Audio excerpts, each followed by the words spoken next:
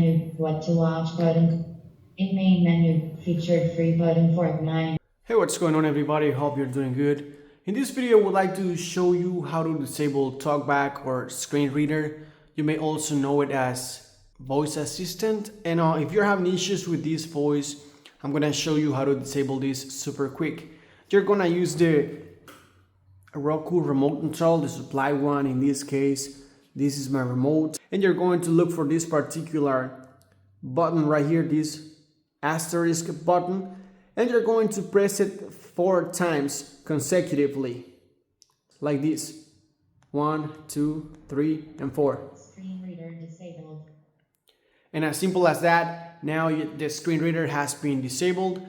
This is a super simple video, but I hope this video helps you out. If so, please subscribe to this channel. It really means a lot to me. And thanks so much for watching. Stay safe out there and thanks for watching. Bye bye now.